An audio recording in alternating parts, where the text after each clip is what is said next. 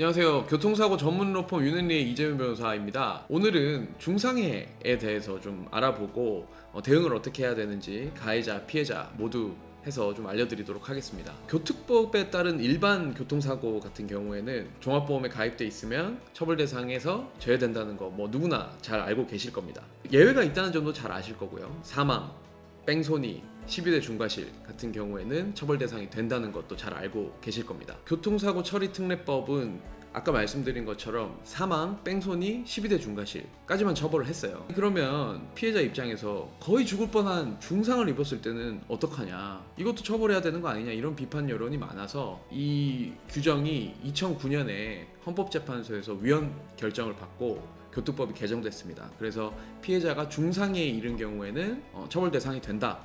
그리고 가해자가 피해자와 합의하지 않은 경우에는 처벌 대상이 된다. 일명 반의사 불벌죄라고 합니다.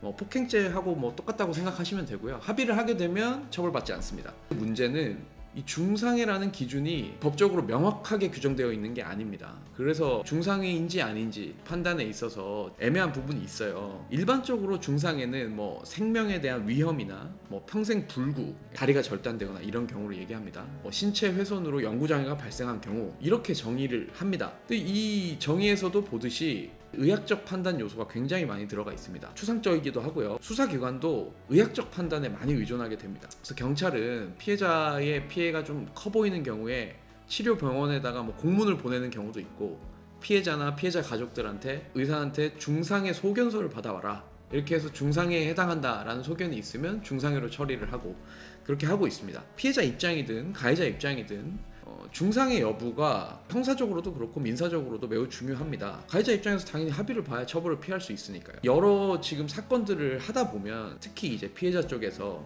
본인이 피해가 크고 중상해에 해당하는데도 중상해라는 거를 수사기관에 적극적으로 어필하지 못하거나 그런 기회가 없어서 그대로 사건이 종결되고 가해자에 대한 처벌이 이루어지지 않는 경우도 심심찮게 보고 있습니다. 그래서 이런 경우에는 피해자도 중상해 소견을 어떻게 받는지 이런 부분에 대해서 잘 인지를 하시고 전문 변호사를 통해서 조력을 받는 것도 방법이 될 수 있다고 생각합니다. 가해자 입장에서도 어쨌든 합의를 해야 처벌을 피할 수 있는 입장이기 때문에 이 또한 변호사의 도움이 필요하다고 좀 생각이 되고요. 중상해 여부 판단, 합의 이런 부분까지 사고 초기부터 좀 적극적으로 대응해야 하지 않나, 이렇게 생각하고 있습니다.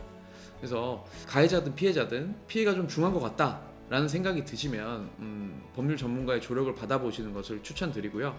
오늘 말씀이 도움 되셨다면 좋아요와 구독, 알림 설정까지 부탁드리겠습니다. 감사합니다.